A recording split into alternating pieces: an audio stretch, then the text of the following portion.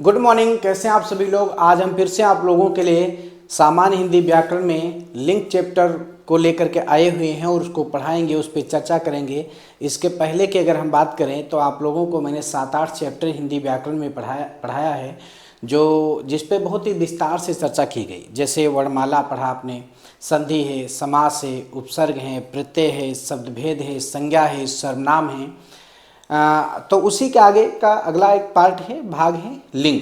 आज लिंग चैप्टर को पढ़ाएंगे और उस पर चर्चा करेंगे। ठीक है, तो पढ़ते हैं लिंग चैप्टर और देखा जाए इसमें कौन कौन से नियम हैं और कौन कौन से तरीके हैं। चलिए शुरुआत करते हैं। लिंग।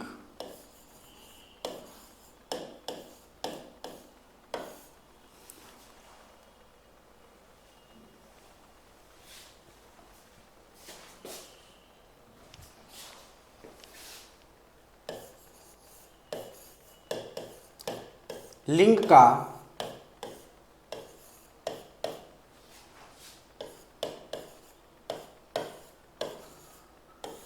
शाब्दिक अर्थ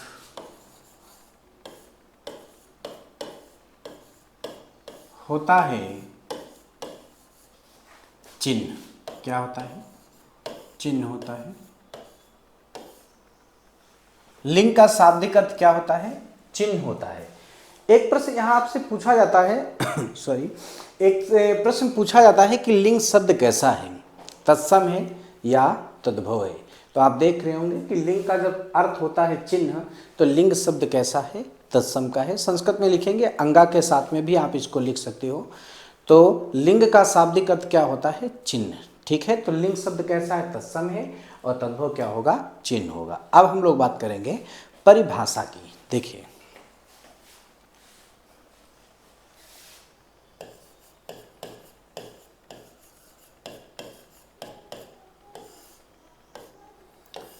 परिभाषा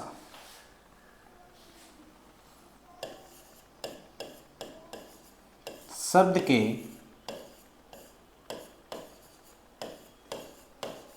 जिस रूप से यह जाना जाए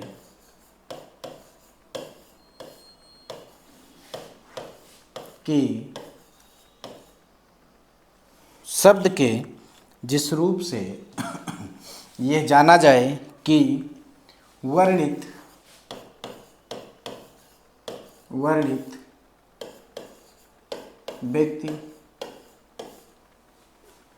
व्यक्ति या वस्तु, व्यक्ति या वस्तु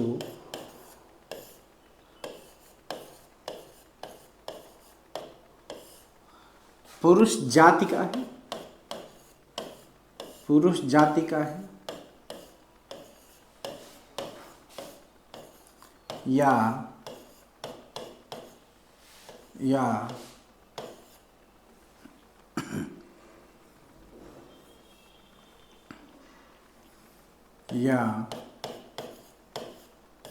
स्त्री जाति का है। शब्द के जिस रूप से जाना जाए कि वर्णित व्यक्ति या वस्तु पुरुष जाति का है या स्त्री जाति का है, उसे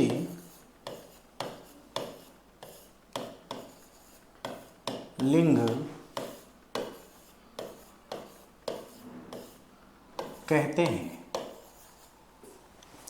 उसे लिंग कहते हैं। शब्द के जिस रूप से यह जाना जाए कि वर्णित वस्तु या व्यक्ति पुरुष जाति का है या स्त्री जाति का है, उसे लिंग कहते हैं। ठीक है, अगला पॉइंट देखिए। लिंग के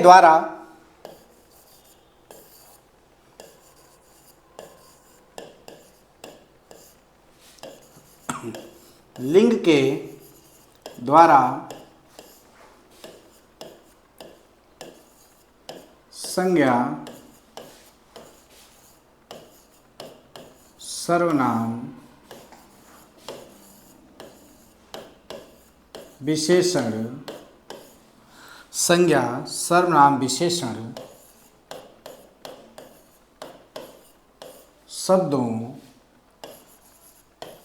की जाति का, शब्दों की जाति का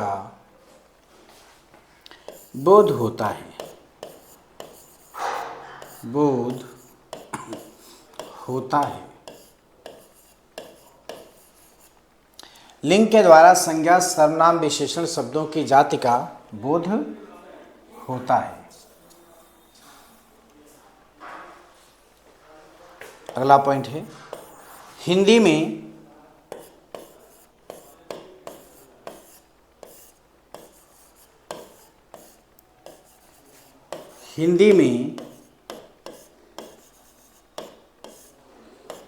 लिंग का निर्धारण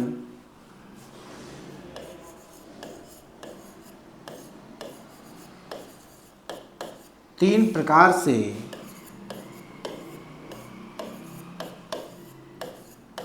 होता है। हिंदी में लिंग का जो निर्धारण है तीन प्रकार से होता है। कौन कौन से तीन प्रकार हैं देखिएगा। नंबर एक, पहला है और दूसरा है और तीसरा है। कौन कौन से प्रकार हैं देखिए। पहला है आपका रूप के आधार पर,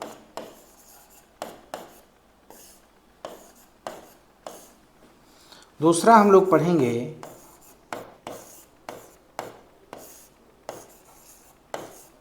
प्रयोग के आधार पर, और तीसरा हम लोग पढ़ेंगे अर्थ के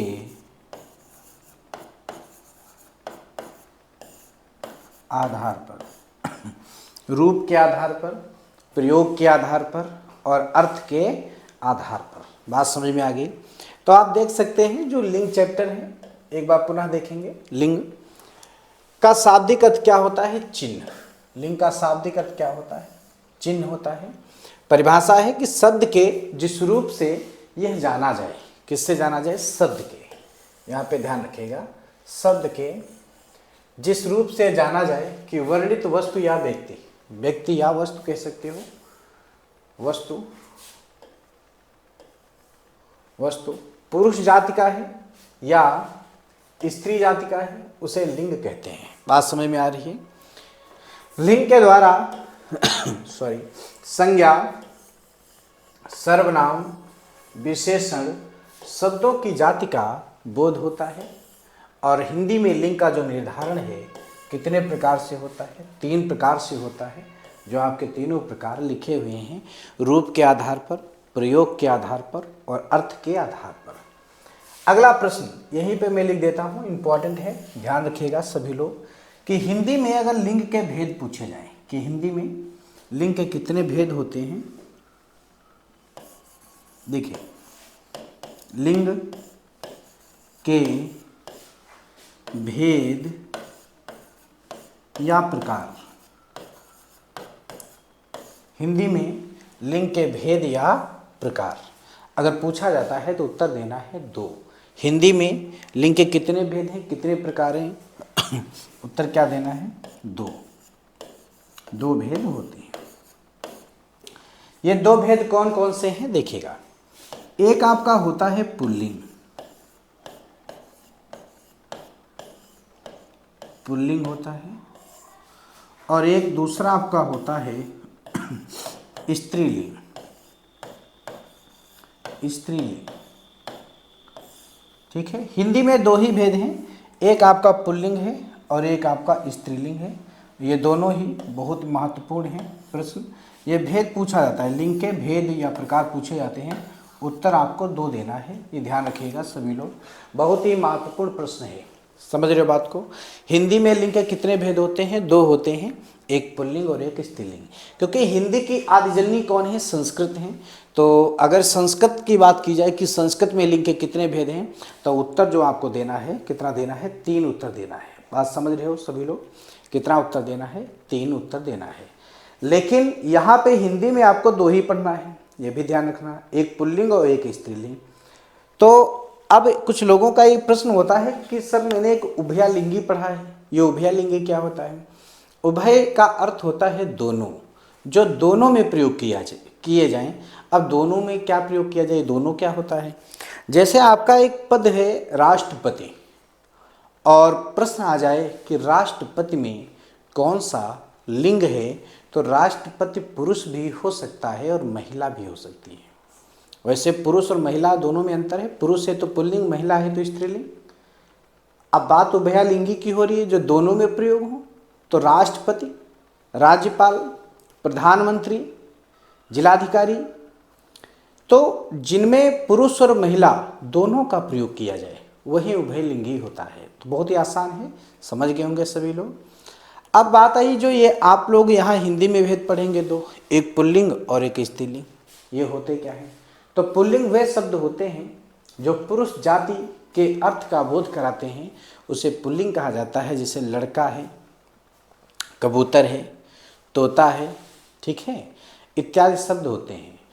और वे शब्द जो स्त्री जाति के अर्थ का बोध कराते हैं उन्हें क्या कहते हैं? स्त्रीलिंग शब्द कहते हैं। जैसे लड़की है, गाय है, ठीक है, और बकरी है, चिड़िया है, इत्यादि शब्द होते हैं। तो हम पहले शुरुआत करेंगे पुल्लिंग और स्त्रीलिंग से, होते क्या हैं पुल्लिंग और स्त्रीलिंग देखा जाए। तो लिंग के दो भेद होते हैं, पुल्लिंग और एक स्त्रीलिंग। चलिए पहली हेडिंग लिखेंगे पुल्लिंग शब्द।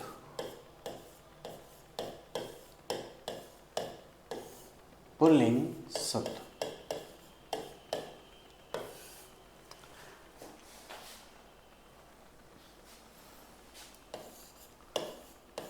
वे शब्द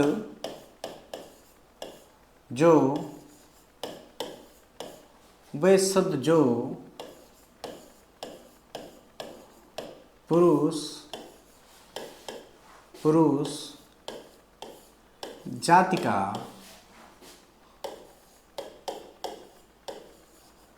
बोध कराते हैं,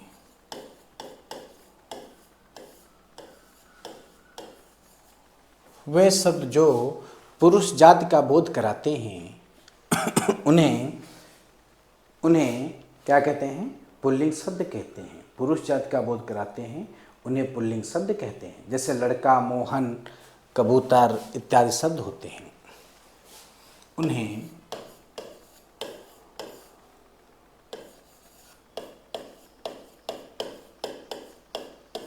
पुल्लिंग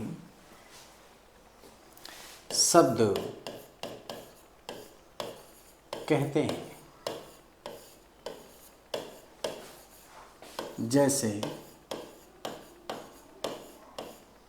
लड़का, मोहन,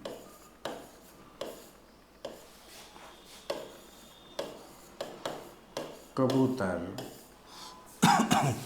वे शब्द जो पुरुष जाति का बोध कराते हैं उन्हें क्या कहते हैं? पुल्लिंग कहते हैं। जैसे लड़का, मोहन, कबूतर, भेड़िया इत्यादि शब्द होते हैं, ठीक है। भेड़िया,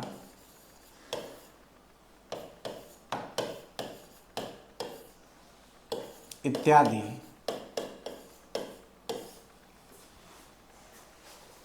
ठीक है। जैसे लड़का, मोहन, कबूतर, हाँ भेड़िया नहीं आएगा इसमें, भेड़िया को हटा देते हैं। कबूतर, अभी इसके उदाहरण में बहुत से आगे दूंगा जो आ रहे हैं शब्द। कबूतर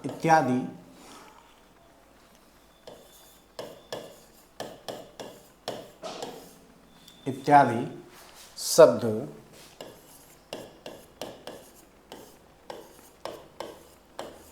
होते हैं। अब बात करते हैं दूसरा जो आपका भेद है स्त्रीलिंग शब्द। स्त्रीलिंग शब्द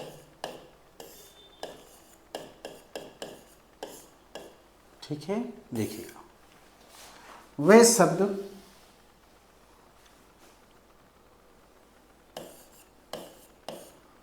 शब्द जो स्त्री जाति के अर्थ का वे शब्द जो स्त्री जाति के अर्थ का बोध कराते हैं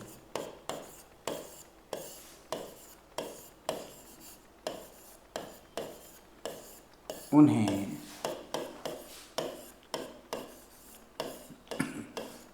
स्त्रीलिंग शब्द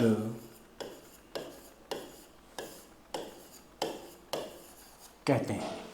वे शब्द जो स्त्री जाति के अर्थ का बोध कराते हैं उन्हें स्त्रीलिंग शब्द कहते हैं। जैसे उदाहरण की दृष्टि से देखा जाए, जैसे लड़की है, गाय है, बकरी है, चिड़िया है, मोरनी है इत्यादि शब्द होते हैं। जैसे लड़की,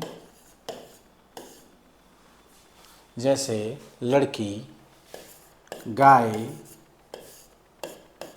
चिड़िया,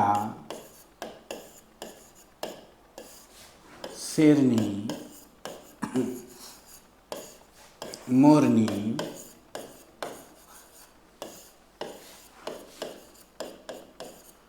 इत्यादि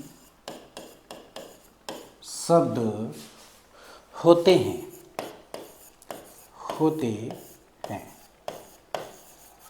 तो ये आपका पुल्लिंग और स्त्रीलिंग हो गया। तो लिंग हिंदी की बात की जाए तो हिंदी में लिंग के कितने भेद होते हैं? 2 भेद होते हैं, एक पुल्लिंग और दूसरा स्त्रीलिंग। तो पुल्लिंग वे शब्द होते हैं जो पुरुष जाति का बोध कराते हैं और उन्हें पुल्लिंग शब्द कहते हैं। जैसे लड़का, मोहन, कबूतर इत्यादि शब्द होते हैं। पुल्लिंग शब्द वे होते हैं जो स्त्री जाति के अर्थ का बोध कराते हैं, और उन्हें स्त्रीलिंग शब्द कहते हैं। जैसे लड़की, गाय, चिड़िया, शेरनी, मोरनी इत्यादि शब्द होते हैं। अब हम लोग बात करेंगे, पीछे भी मैंने आपको बताया था कि हिंदी में लिंग का जो निर्धारण है वो 3 प्रकार से होता है, देख सकते हैं, जिसमें रूप के आधार पे, प्रयोग के आधार पे, अर्थ के आधार पे 3 प्रकार से हम लोगों को पढ़ना है। तो रूप के आधार पे पहली हेडिंग लिखेंगे और यहाँ से हम शुरुआत करते हैं, ठीक है।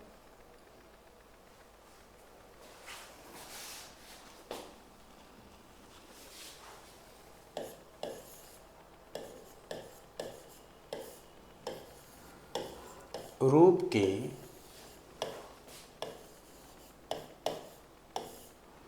आधार पर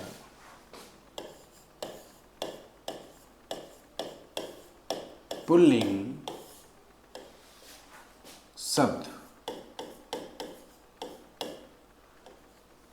रूप के आधार पर पुल्लिंग शब्द। नियम नंबर 1,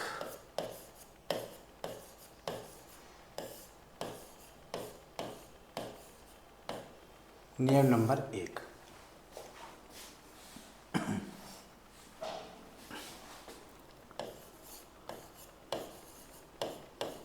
अकारांत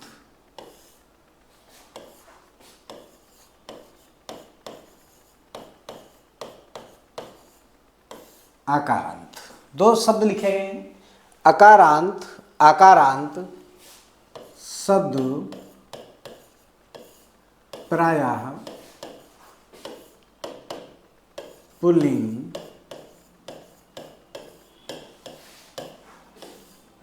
होते हैं।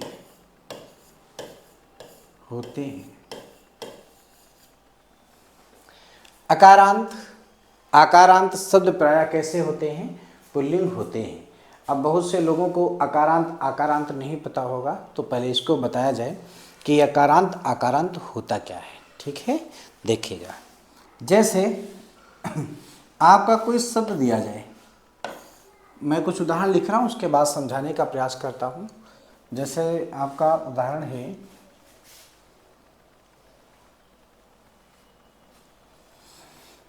राम, सूर्य, समुद्र,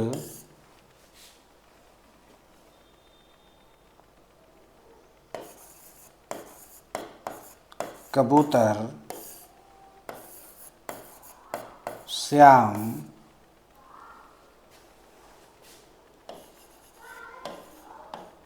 लड़का, घड़ा, कपड़ा, ठीक है, जूता,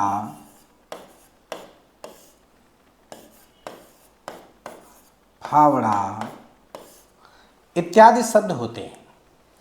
अब आपको पहले अकारांत जानना है कि अकारांत क्या होता है। तो देखो, जैसे ये शब्द मैंने लिखे हैं यहाँ पे, देखिएगा आप, राम, सूर्य, समुद्र, कबूतर, श्याम, लड़का, घड़ा, कपड़ा, जूता और फावड़ा। जो शब्द लिखे गए हैं उसके अंतिम वर्ड में जाएंगे और अंतिम वर्ड में अगर स्वर छोटा आ मिल जाए, ये ध्यान रखिएगा, यहाँ से लिख रहा हूँ, अगर स्वर छोटा आ मिल जाए तो वह अकारांत होगा, और अगर स्वर बड़ा आ मिल जाए तो वह आकारांत होगा। यह बात सभी लोग समझ पा रहे हो कि जिन शब्दों के अंतिम वर्ण में स्वर छोटा आ होगा वह अकारांत होगा, और अंतिम वर्ण में अगर स्वर बड़ा आ है तो वह आकारांत होगा। और चाहे अकारांत हो चाहे आकारांत हो, ये दोनों शब्द कैसे होते हैं? पुल्लिंग होते हैं। ये आपका नियम कहता है, ठीक है, ये आपका नियम कहता है। दोनों शब्द कैसे होते हैं? पुल्लिंग होते हैं। बात समझ में आ रही है? तो हम राम में जाएंगे और राम में अंतिम वर्ण में स्वर देखेंगे कौन सा मिला, छोटा मिला, तो यह आपका शब्द हो गया अकारांत। बात समझ में आ रही है? और अगर अकारांत शब्द है तो कैसा है? पुल्लिंग है। तो अगर प्रश्न आए राम में कौन सा लिंग है तो उत्तर क्या होगा? पुल्लिंग। और राम देखो नाम से भी पता चल रहा है कि पुरुष है, व्यक्ति है, तो पुल्लिंग हो गया। समझ में बात आ गई? चलिए दूसरा, जैसे सूर्य है, या में देखिएगा स्वर क्या मिला? छोटा, अकारांत हुआ। अकारांत है तो मैंने आपको बताया पुल्लिंग होगा, और सूर्य होता है तो पुल्लिंग हो गया, ठीक है। समुद्र, द्र, अ, द्र में रा भी है, आ। कबूतर, रामेश्वर क्या मिला? आ, ठीक है। श्याम, मामेश्वर क्या मिला? आ। तो इस सब में आप देखो छोटा मिला, और छोटा मिलने से सभी शब्द कैसे हो गए? अकारांत हो गए। और अगर अकारांत हो गए तो ये सभी शब्द कैसे हो गए? पुल्लिंग हो गए। क्लियर हो गया? ठीक है। अब देखिए, मैंने आकारांत की बात बताई कि जिन शब्दों के अंत में स्वर बड़ा आ हो वो सभी शब्द कैसे होंगे? आकारांत हो जाएंगे। तो लड़का, का पे गए, का में स्वर क्या मिला? बड़ा मिला, आकारांत हो गया। घड़ा, डा में स्वर क्या मिला? बड़ा मिला, आकारांत हो गया। कपड़ा, डा पे गए, स्वर बड़ा मिला, आकारांत हो गया। जूता, ता पे गए, स्वर बड़ा मिला, आकारांत हो गया। फावड़ा, डा पे गए, स्वर बड़ा मिला, आकारांत हो गया। तो आप देखेंगे जितने भी स्वर लिखे थे सब आकारांत हो गए। तो सभी आकारांत वाले शब्द कैसे होते हैं? पुल्लिंग होते हैं। तो ये जितने शब्द लिखे हैं सभी कैसे हैं? पुल्लिंग हैं। तो ये बात सभी लोग बहुत अच्छी तरीके से समझ गए होंगे कि आप अकारांत और आकारांत क्या होता है। क्लियर हो गया? स्पष्ट हो गया? ठीक है। अब पुल्लिंग और स्त्रीलिंग के विषय में एक प्रश्न और कहा जाता है कि इसमें कोई न कोई अपवाद होता है। जैसे आपने देखा होगा, अगर हमें कोई प्रश्न नहीं पता है तो अचानक से हम लोग कह देते हैं अपवाद। तो पुल्लिंग और स्त्रीलिंग में एक विशेष नियम ये भी है कि अपवाद ऐसे तो होगा नहीं। अगर अपवाद होता है तो उसका कोई न कोई नियम अवश्य होगा, ये भी ध्यान रखिएगा। अगर अपवाद है तो उसमें कोई न कोई नियम अवश्य होता है। अब जैसे हम आपको यहाँ कुछ अपवाद बता रहे हैं, देखिए अपवाद, साथ में अपवादों की भी चर्चा करता रहूँगा ताकि प्रश्न जो भी पढ़ाया जाए वो एकदम स्पष्ट हो जाए। अपवाद कैसा होगा? नियम कहता है कि जो अकारांत आकारांत वाले शब्द होंगे वो सभी पुल्लिंग होंगे। और मैं कुछ उदाहरण लिखूंगा, उसमें आप देखना अभी नियम चेंज होगा, परिवर्तन होगा, तो पुल्लिंग से स्त्रीलिंग बन जाएंगे। तो वहाँ पे अपवाद होगा कि नियम हमारा कह रहा है कि चाहे अकारांत हो चाहे आकारांत हो पुल्लिंग होंगे, और जो शब्द बन रहे हैं वो स्त्रीलिंग का निर्माण कर रहे हैं, तो ऐसे अपवाद होता है। जैसे मैं कुछ उदाहरण दे रहा हूँ, समझिए। सीता, ठीक है, मीरा, सीता, मीरा, लता, और कौन सा, लता के बाद ममता, ठीक है, एक शब्द और है, सीता हो गया, मीरा हो गया, लता हो गया, और ममता, अगला शब्द क्या है, ममता हो गया, और बनेगा कोई उमा हो गया, उमा भी शब्द हो जाएगा, रमा हो जाएगा।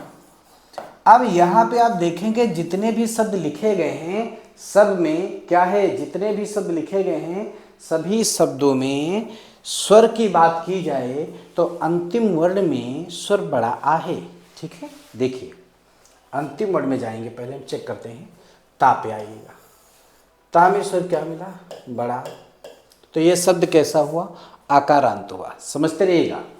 मीरा में रा पे गए, स्वर क्या मिला, बड़ा मिला, ठीक है। लता में ता पे गए, स्वर क्या मिला, बड़ा आ मिला, ठीक है। ममता में ता पे गए, स्वर क्या मिला, बड़ा, ठीक है। उमा में मा पे गए, स्वर क्या मिला, बड़ा।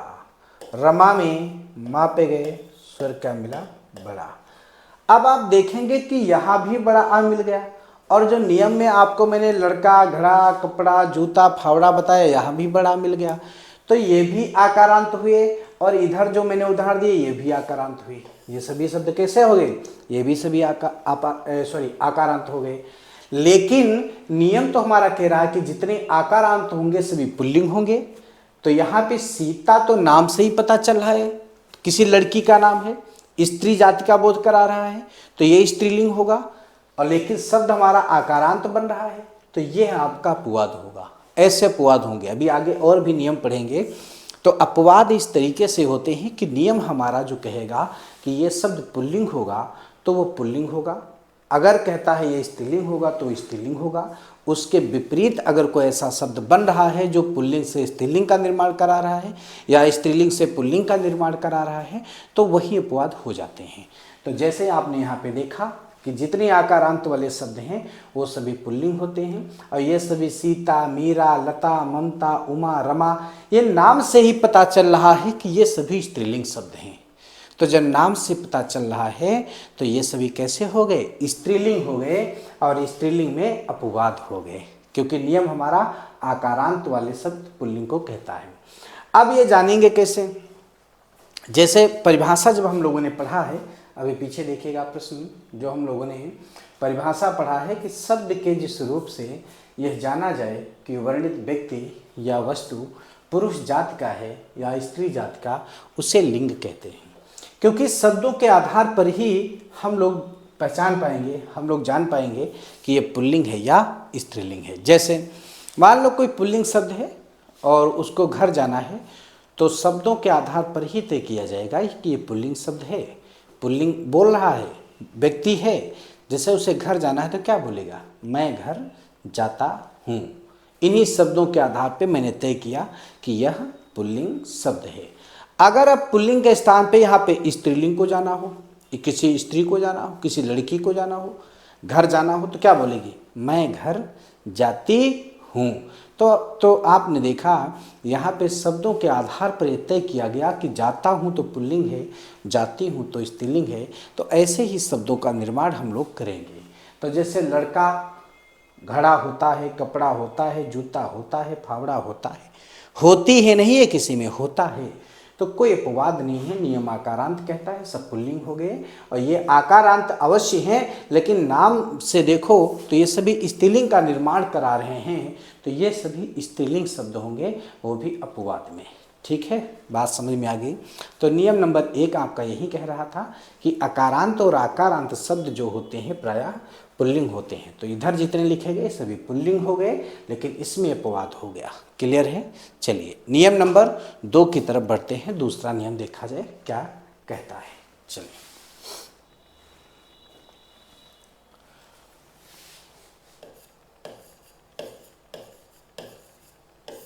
नियम नंबर 2,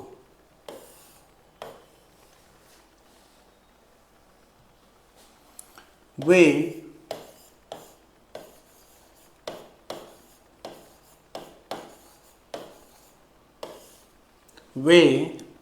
भाववाचक संज्ञाएं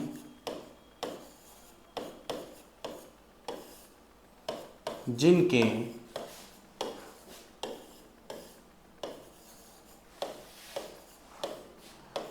अंत में त्वा वा या होता है,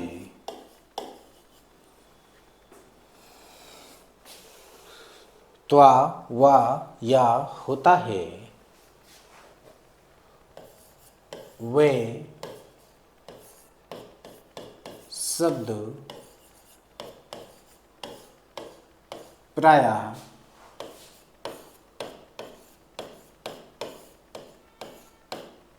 पुल्लिंग होते हैं।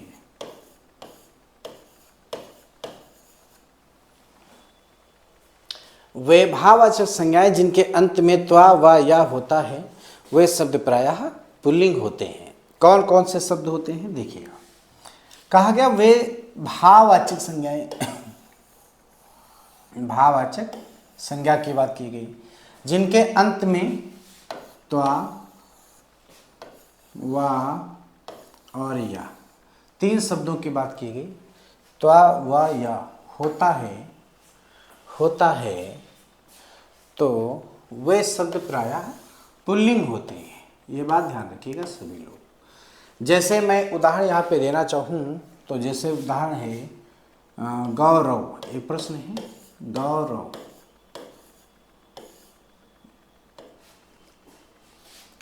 गुरुत्व,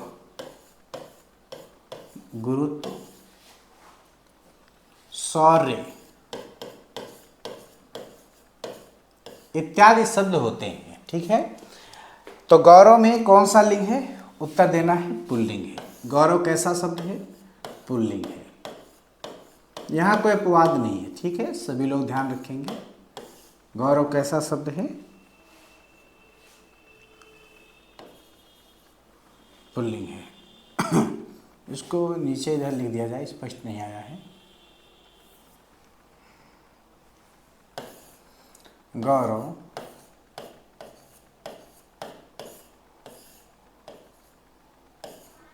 पुल्लिंग शब्द है। गुरुत्व कैसा शब्द है,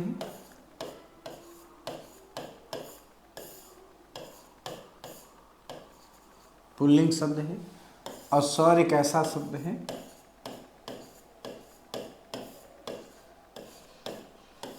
पुल्लिंग शब्द है। बात समझ में आ रही है। तो गौरव हो गया, गुरुत्व हो गया और शौर्य हो गया। ये 3 प्रश्न आपके नियम नंबर 2 के आधार पे बन गए कि वे भाववाचक संज्ञाएं जिनके अंत में त्वा वा या होता है, वे शब्द प्रायः पुल्लिंग होते हैं। ठीक है, बात समझ में आ रही है। अब हम लोग नियम नंबर 3 की तरफ चलेंगे। नियम नंबर 3 देखा जाए क्या कह रहा है।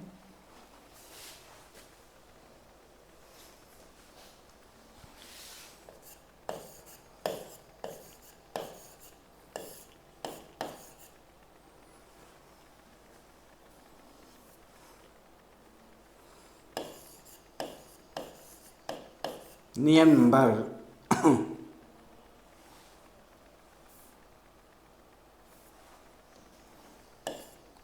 3 देखिए, जिन शब्दों के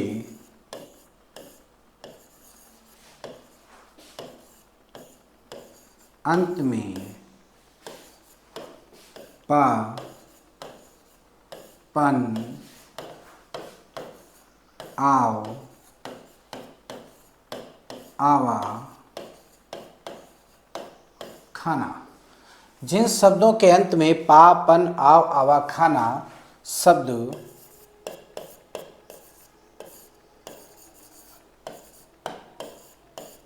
जुड़े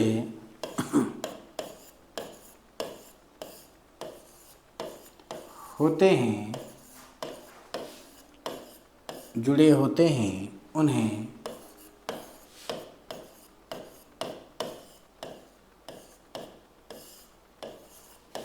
पुल्लिंग शब्द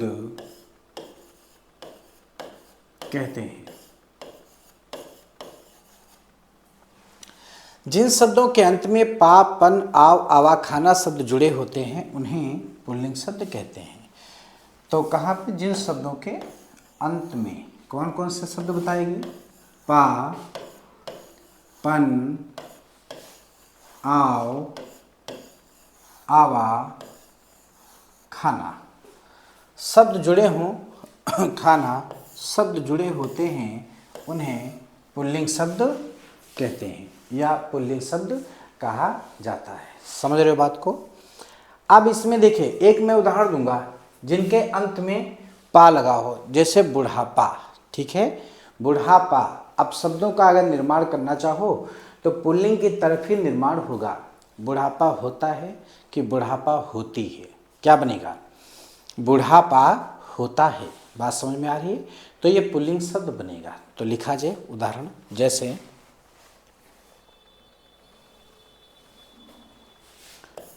बुढ़ापा,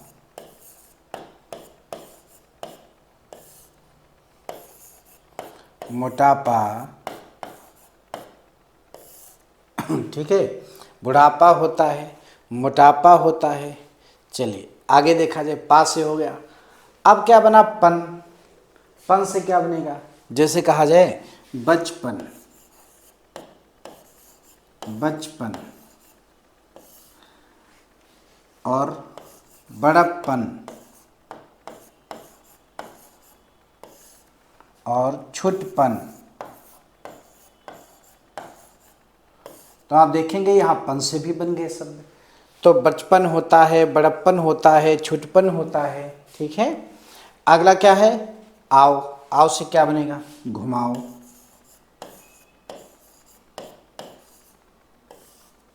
घुमाओ। अगला और क्या बनेगा? दिखाओ, लगाओ इत्यादि शब्द होते हैं। घुमाओ, दिखाओ, लगाओ कैसा शब्द है? पुल्लिंग हो जाएगा। अब आवाज से क्या बनेगा? जैसे दिखावा,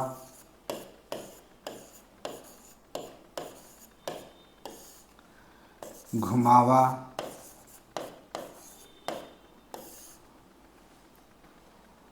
दिखावा, घुमावा। ठीक है, इत्यादि शब्द होते हैं। और कौन सा बचा? खाना से। खाना से कहा जाए पागल खाना,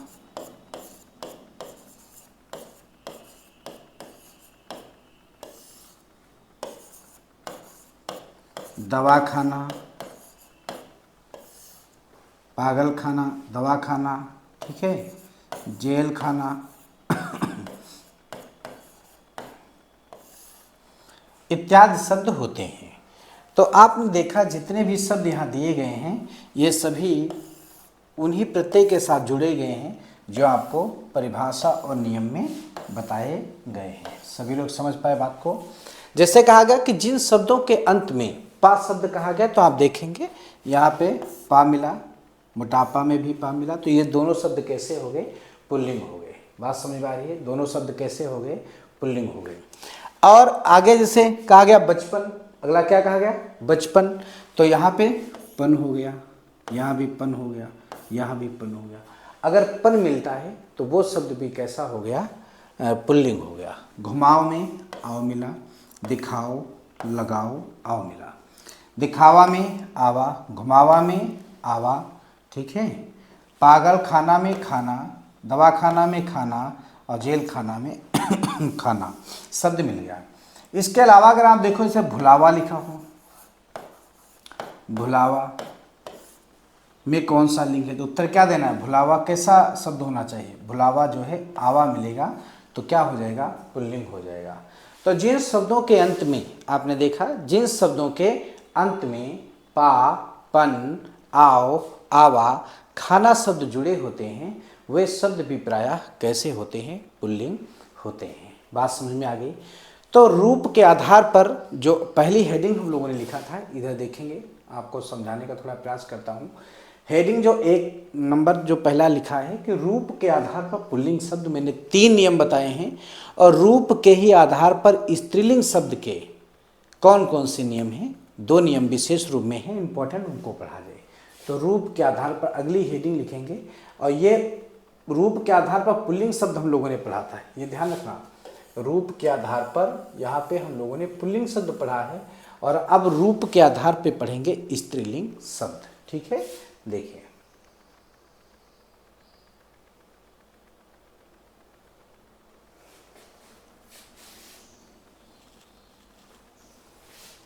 हेडिंग पहली ही रहेगी,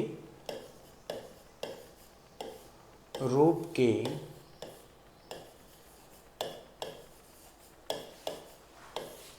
आधार पर स्त्रीलिंग शब्द।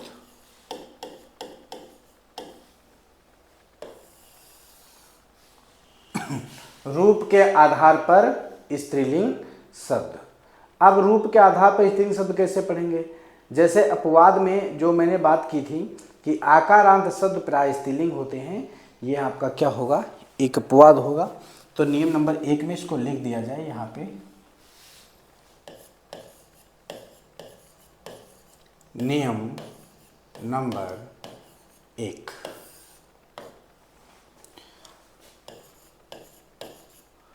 रूप नियम नंबर 1,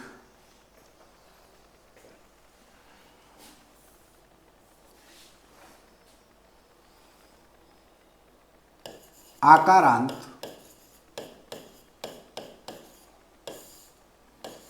शब्द प्रायः स्त्रीलिंग होते हैं।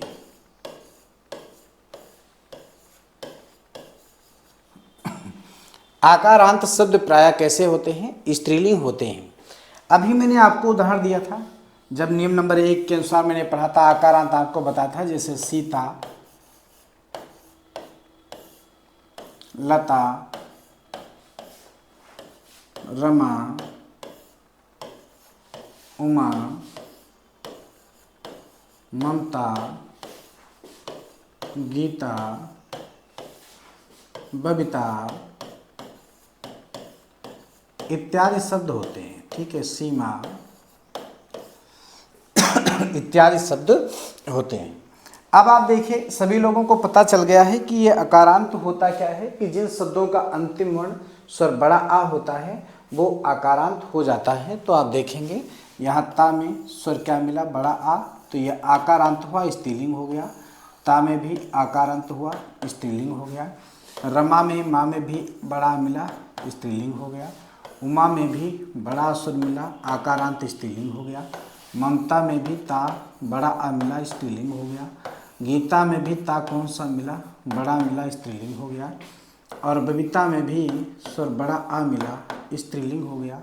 और सीमा में भी बड़ा आ मिला, स्त्रीलिंग हो गया। तो नियम जो आपका कह रहा है, नियम नंबर 1, कि आकारांत वाले जितने भी शब्द होंगे वो सभी शब्द कैसे हैं, स्त्रीलिंग होंगे। बात समझ में आ रही है? सभी शब्द कैसे होंगे, स्त्रीलिंग होंगे। लेकिन आप यहाँ जब इसका उत्तर देंगे तो यह ध्यान रखेंगे कि जो आकारांत का नियम है ये आपका पुल्लिंग में भी प्रयोग किया गया था। तो वहाँ पे मैंने आपको अपवाद में बताया था। ये प्रश्न पीछे आना चाहूँगा, ये देखिए, आकारांत ये पुल्लिंग में मैंने नियम बताया था, अभी पीछे मैंने पढ़ाया था कि आकारांत शब्द प्रायः पुल्लिंग होते हैं। तो ये अपवाद में मैंने यहाँ पे शब्द लिखे थे, अपवाद में स्त्रीलिंग होते हैं। ठीक है, बाकी आकारांत और अकारांत का जो नियम है ये आपका पुल्लिंग में लगता है। अब नियम नंबर 2 देखते हैं, नियम नंबर 2 कौन सा है, चलिए।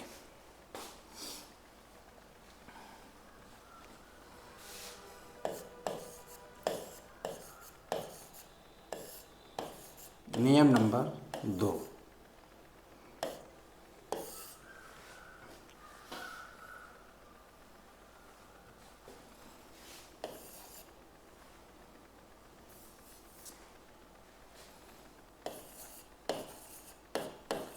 इकारांत और इकारांत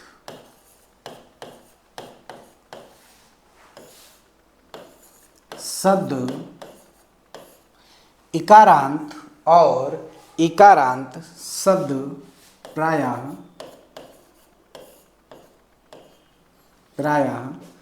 स्त्रीलिंग होते हैं।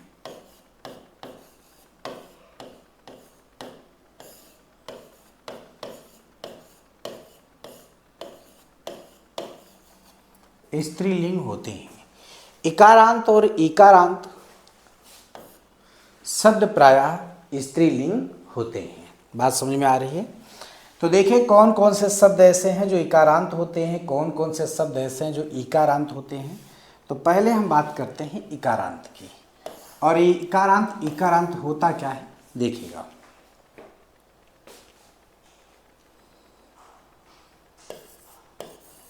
रीति,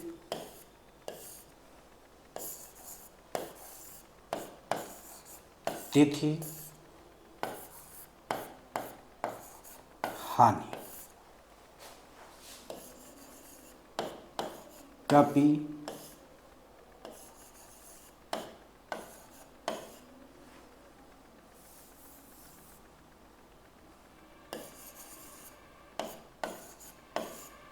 कवि और रवि। यहाँ पे मैंने कुछ उदाहरण लिखे हैं, इसको पहले आप सभी लोग समझने का प्रयास करिए। अब इकारांत और इकारांत वे शब्द होते हैं, जैसे हम लोगों ने अभी अकारांत और आकारांत को आपको समझाया था, बिल्कुल सेम तरीका है, दोनों में एक साथ प्रयोग किए जाते हैं। जैसे रीति लिखा है, तो अब क्या करेंगे, जैसे अकारांत को मैंने पहचाना था, अंतिम मोड़ पे जाते थे, स्वर छोटा मिलता था तो अकारांत होता था, और स्वर बड़ा मिलता था तो आकारांत होता था। उसी तरीके से जो भी शब्द लिखे हैं उसके अंतिम वर्ड में जाएंगे, और अंतिम वर्ड में स्वर अगर छोटी ई है तो इकारांत हो जाएगा, और बड़ी ई है तो इकारांत हो जाएगा। तो अभी हम बात करेंगे सिर्फ इकारांत की। पहले इकारांत की बात करते हैं, उसके बाद में इकारांत की बात करेंगे। तो जैसे रीति लिखा है, तो देखो रीति, तो अंतिम वर्ण जो है ता पे आएंगे और स्वर मिला छोटी तो इकारांत हो गया। था पे आएंगे, स्वर मिला छोटी, इकारांत हो गया। ना पे आएंगे और स्वर मिला छोटी, इकारांत पे आएंगे। ठीक है, अब आप इधर आ जाइए। कपि, कपि, पा पे आए, स्वर क्या मिला छोटी, तो क्या हो गया, इकारांत हो गया। फिर जैसे अगला दिया गया है, अगला जो शब्द दिया गया है, जैसे कवि दिया गया है, और कवि में आप देखेंगे वा में आपको फिर से मिलेगा छोटी। ठीक है, तो क्या हो गया, इकारांत हो गया। उसके बाद में आप देखेंगे क्या लिखा हुआ है, रवि, और रवि पे जाएंगे तो रवि में भी वा में स्वर क्या मिला, इकारांत मिल गया। बात समझ में आ गई? तो जितने भी यहाँ पे आपको स्वर मिले सब में देखिएगा छोटी ई मिला है। क्या मिला है, छोटी ई मिला है। और छोटी ई मिलने से हमारा जो नियम कहता है कि जितने भी इकारांत वाले शब्द होते हैं वो सभी शब्द कैसे होते हैं, स्त्रीलिंग होते हैं। ये आपका नियम कहता है। ये क्या कहता है, नियम कह रहा है। बात समझ में आ रही है? तो अब हम शब्दों का निर्माण भी कर लें, साथ में शब्दों को बना लें। तो मेरे साथ साथ में पढ़िएगा और देखिएगा क्या पुल्लिंग का निर्माण करा है शब्द या स्त्रीलिंग का निर्माण करा रहा है। ठीक है, देखिए जैसे रीति होती है कि रीति होता है, बोलो रीति होती है, होता है नहीं, होता है, आता जाता हंसता खेलता कूदता, ये सब पुल्लिंग का निर्माण करा रहे हैं। और आती जाती हंसती खेलती कूदती दौड़ती, ये स्त्रीलिंग का निर्माण करा रहे हैं। तो शब्दों को बना रहे हैं। रीति होती है, कोई अपवाद नहीं है, स्त्रीलिंग शब्द हो गया। तिथि होती है, कोई अपवाद नहीं है, स्त्रीलिंग शब्द हो गया। हानि होती है, कोई अपवाद नहीं, स्त्रीलिंग शब्द हो गया।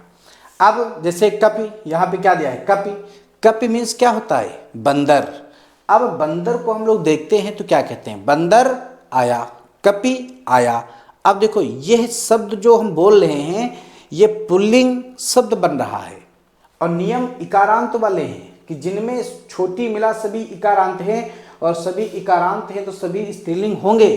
तो आपको ये शब्द जो मैंने पढ़े हैं 3, इधर आप देखिएगा इसमें कोई अपवाद नहीं है, ये सभी शब्द लिखेंगे स्त्रीलिंग। ये सभी शब्द कैसे हुए? स्त्रीलिंग हुए। बात समझ में आ गई? ये सभी शब्द आपके स्त्रीलिंग हो गए क्योंकि इसमें कोई भी अपवाद नहीं है। ठीक है भैया। अब इधर वाले जब शब्द पढ़ रहे हैं इनमें आप देखिए छोटी छोटी छोटी इकारांत तो मिल रहा है, लेकिन जब हम शब्दों का निर्माण कर रहे हैं तो उसमें आप देखें पुल्लिंग की तरफ जा रहा है, शब्द पुल्लिंग की तरफ जा रहा है। जैसे कपि आया, बंदर आया, पुल्लिंग बन गया। कवि, कवि तो नाम से ही पता चल रहा है कि पुल्लिंग है। स्त्रीलिंग तो कवयित्री होती है तो नाम से ही पता चल गया कवि पुल्लिंग है। रवि, नाम से पता चल गया कि कोई लड़का है तो रवि। तो यहाँ पे आप देखें नियम जो है इकारांत का लग रहा है लेकिन शब्दों का निर्माण पुल्लिंग में हो रहा है तो ये अपवाद में पुल्लिंग बनेंगे, जबकि नियम क्या कह रहा है? इकारांत वाले शब्द सभी स्त्रीलिंग होते हैं। आपने देख भी लिया कि सब में स्वर छोटी मिला सभी इकारांत हैं, लेकिन ये पुल्लिंग का निर्माण करा रहे हैं तो इन सभी का उत्तर अपवाद में पुल्लिंग हो जाएगा। बात समझ में आ गई?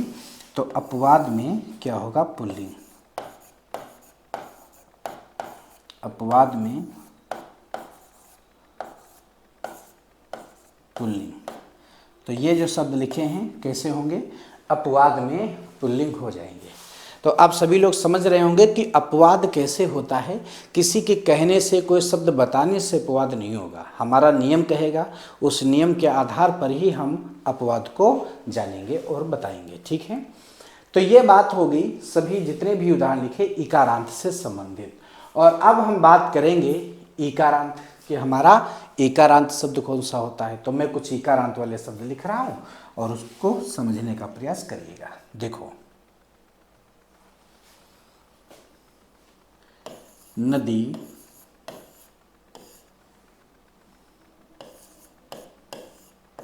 रोटी,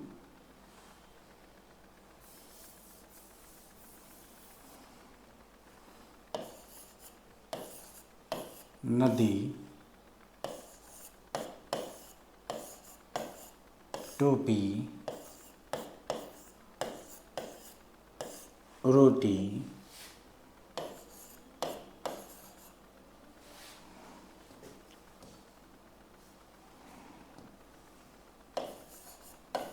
हाथी, दही, पानी। ठीक है। देखें, आप सभी लोग देखेंगे नदी में पहले क्या करेंगे? पहले सभी लोगों को पहले पहचानना है इकारांत है कि इकारांत है, अकारांत है कि आकारांत है। पहले तो ये जानना जरूरी है। तो जो भी शब्द दिया जाए उसके अंतिम वर्ण पे जाओ, देखो उसमें स्वर कौन सा है। तो हम दा पे आए, स्वर मिला बड़ी, तो ये शब्द हमारा इकारांत हो गया। ठीक है। उसके बाद पापे गए तो इसमें हमने देखा इकारांत हो गया। फिर टापे गए, यहाँ भी हमने देखा इकारांत हो गया। फिर हम थापे गए, यहाँ भी हमने देखा इकारांत हो गया। फिर हम हापे गए, यहाँ भी हमने देखा इकारांत हो गया। फिर हम नापे गए, यहाँ भी हमने देखा इकारांत हो गया। तो आप देखेंगे यहाँ पे जो मैंने इकारांत वाले शब्द लिखे सब में आपको एक स्वर मिला बड़ी ई। क्या मिला? बड़ी ई। और बड़ी ई अगर मिलता है तो जितने भी शब्द हैं इकारांत वाले उसके विषय में भी बताया गया कि जितने भी इकारांत वाले शब्द हैं वो शब्द प्रायः कैसे होंगे? स्त्रीलिंग होंगे। चाहे इकारांत चाहे इकारांत हो, दोनों शब्द कैसे होते हैं? स्त्रीलिंग होते हैं। तो अब इन शब्दों का हम करेंगे निर्माण, शब्दों को बनाएंगे। क्योंकि परिभाषा में मैंने बता दिया था कि शब्दों के आधार पर ये तय किया जाएगा कि ये शब्द पुरुष जाति का है या स्त्री जाति का है, उसे ही लिंग कहते हैं। बात समझ रहे हो? ठीक है। तो देखो, जैसे नदी है तो नदी बहती है, नदी बहती है, नदी होती है। तो नदी बहती है तो स्त्रीलिंग जाति का निर्माण करा रहा है तो ये स्त्रीलिंग हो गया। समझते रहिएगा। टोपी पहनी या टोपी लगाई, स्त्रीलिंग जाति का निर्माण करा रहा है। रोटी खाई, ठीक है, स्त्रीलिंग जाति का निर्माण करा रहा है। तो आप देखेंगे यहाँ पे ये जो शब्द बने इसमें कोई अपवाद नहीं हुआ, ये स्त्रीलिंग जाति का निर्माण करा रहे हैं। ये सभी शब्द कैसे हो गए? स्त्रीलिंग हो गए। बात समझ में आ रही है सभी लोगों को कि इसमें कोई भी अपवाद नहीं हुआ। ये सभी शब्द कैसे हो गए? स्त्रीलिंग हो गए। और इधर आप देखिएगा यहाँ पे शब्दों का निर्माण करते हैं। अब हाथी में आप देखिए, हाथी, था में स्वर क्या मिला? बड़ी ई। बड़ी मिलने से इकारांत नियम कहता है स्त्रीलिंग हो गए। लेकिन हाथी का जब शब्द निर्माण करते हैं, वाक्य बनाते हैं, तो उसमें आप देखिएगा जो हाथी है, हम लोग क्या कहते हैं? हाथी आया कि कहा जाता है हाथी आई, क्या बोला जाता है? हाथी आया। तो जो शब्द बना वो पुल्लिंग का निर्माण करा रहा है। लेकिन नियम जो आपका है इकारांत वाला, वो स्त्रीलिंग के विषय में बोल रहा है। तो ये अपवाद में पुल्लिंग हो गया। यह अपवाद में पुल्लिंग होगा क्या? कोई हाथी आया, शब्द पुल्लिंग बन रहा है, नियम स्त्रीलिंग का बता रहा है, तो यही अपवाद हो जाता है कि नियम जो कहता है उसके आधार पर सॉरी जो शब्द बन जाए, नियम जो कहता है उसके आधार पर जो शब्द बन जाए वो आपका स्त्रीलिंग ही हो जाएगा, वो आपका पुल्लिंग ही हो जाएगा। लेकिन उसके आधार पर अगर नियम स्त्रीलिंग का है, शब्द पुल्लिंग बन रहा है तो अपवाद हो गया। नियम पुल्लिंग का है, शब्द स्त्रीलिंग बन रहा है तो अपवाद हो गया। इस तरीके से हम लोग अपवाद को निकालते हैं। तो हाथी जो है आया, तो ये अपवाद में पुल्लिंग होगा। क्या होगा? ये अपवाद होगा। अपवाद में पुल्लिंग होगा। बात समझ में आ रही है? फिर जैसा दिया है दही, दही जो है ये भी अपवाद है, अपवाद में पुल्लिंग होगा। फिर जैसे दिया है पानी, अपवाद, अपवाद में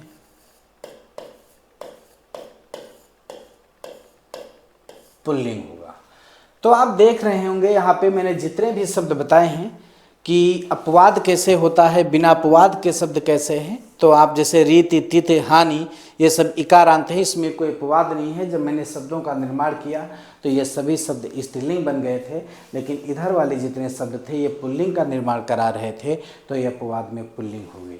यहाँ आपने देखा सभी इकारांत शब्द मिले, यहाँ भी इकारांत मिले, लेकिन इसमें कोई भी अपवाद नहीं मिला। नदी है, टोपी है, रोटी है, तो सभी इकारांत वाले शब्द स्त्रीलिंग हो गए।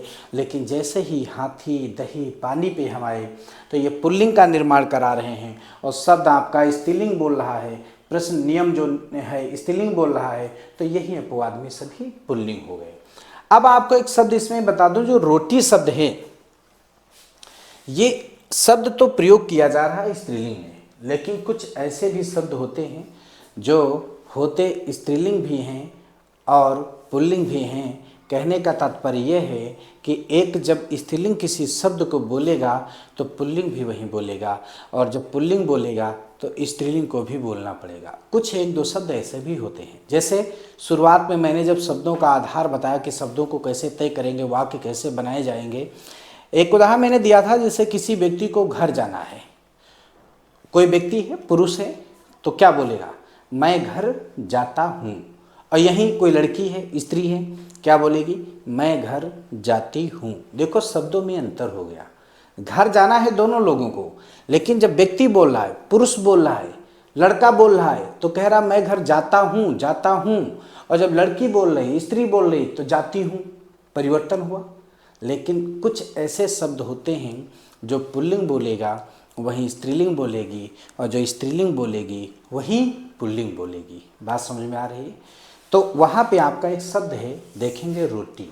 क्या लिखा हुआ है? रोटी। ये शब्द स्त्रीलिंग का है, लेकिन अगर कोई स्त्री या कोई लड़की ऐसा कहती है कि मैंने 2 रोटी खाई, मैंने 2 रोटी खाई, क्योंकि ये शब्द ही स्त्रीलिंग का है। तो खाई शब्द कैसे बना? देखो खाई स्त्रीलिंग का निर्माण करा रहा है। मैंने 2 रोटी खाई, मैंने 1 रोटी खाई, मैंने 4 रोटी खाई, तो जो शब्द बना वो देखो स्त्रीलिंग का निर्माण करा रहा है। लेकिन यही शब्द जब पुल्लिंग बोलेगा तो पुल्लिंग भी यही कहेगा, मैंने भी 2 रोटी खाई।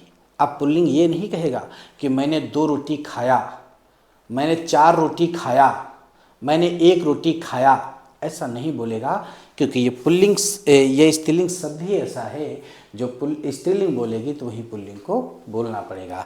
बात समझ में आ रही होगी सभी लोगों को कि मैंने 2 रोटी खाई, तो पुल्लिंग भी बोलेगा मैंने भी 2 रोटी खाई। ठीक है, क्लियर हुआ, स्पष्ट है। अब पुल्लिंग ऐसा कौन सा शब्द बोलेगा जो स्त्रीलिंग को भी बोलना पड़ेगा? क्या कोई ऐसा शब्द है? बिल्कुल है।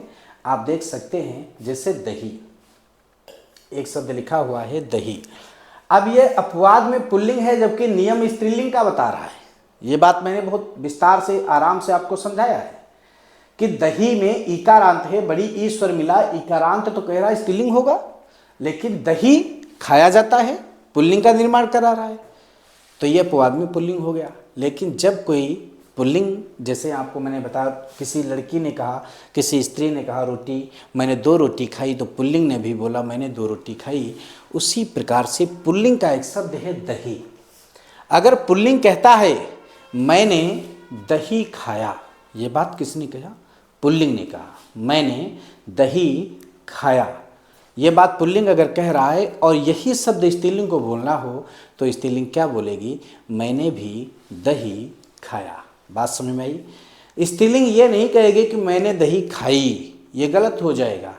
तो मैंने दही खाया पुल्लिंग बोलेगा, तो स्त्रीलिंग भी यही बोलेगी मैंने भी दही खाया। तो आप देख रहे होंगे कि दही और रोटी 2 शब्द ऐसे आपको मिले जो पुल्लिंग और स्त्रीलिंग दोनों एक साथ शब्द बोले जा रहे हैं। तो ये आपके रूप के आधार पे, जो पहली हेडिंग पढ़ी थी उसमें मैंने आपको पुल्लिंग शब्द पढ़ाया जिसके 3 नियम पढ़ाए, और स्त्रीलिंग पढ़ाया उसके भी 3 नियम पढ़ा दिए। तो आज हम आप लोगों को यही तक पढ़ाएंगे। इसके आगे का जो भेद हम लोग पढ़ेंगे, जिसमें जो मैंने शुरुआत में एक हेडिंग बताई थी कि लिंग का जो निर्धारण है 3 प्रकार से होता है, रूप के आधार पर, प्रयोग के आधार पर और अर्थ के आधार पर। तो अगली क्लास जब होगी, अगला जब भी पार्ट हम लोग पढ़ेंगे, तो मैं पीछे आना चाहूँगा, आपको दिखाना चाहूँगा जो मैंने आपको शुरुआत में एक प्रश्न बताया था कि लिंग का जो निर्धारण है, देखिए 3 प्रकार से होता है। हम लोगों ने एक ही पढ़ा है रूप के आधार पर, ये पढ़ा जिसमें रूप के आधार पे हमने पुल्लिंग के 3 नियम बताए और स्त्रीलिंग के भी 2 से 3 नियम बताए। ठीक है, अगली हेडिंग में हम लोग पढ़ेंगे प्रयोग के आधार पर, उसके बाद अर्थ के आधार पर, फिर पुल्लिंग से स्त्रीलिंग बनाने के विशेष नियम। ठीक है, तो आज हम लोग हेडिंग लिख लेते हैं प्रयोग के आधार पर, और इसकी चर्चा होगी जब आपकी अगली क्लास होगी। ठीक है, ये आपका हो गया था प्रयोग के आधार पर। अगली क्लास जब स्टार्ट होगी तो हम लोग जो दूसरा भेद है, कौन सा? प्रयोग के आधार पर, प्रयोग के आधार पर, अगली क्लास में यहाँ से हम लोग शुरुआत करेंगे पुल्लिंग से स्त्रीलिंग का निर्माण करने के लिए, क्योंकि एक भाग हम लोगों ने पढ़ लिया है। तो आप सभी लोग मेहनत करते रहिए, और अगली क्लास हम बहुत जल्द लेके आ रहे हैं, तब इसी के आगे चर्चा होगी। ठीक है, धन्यवाद।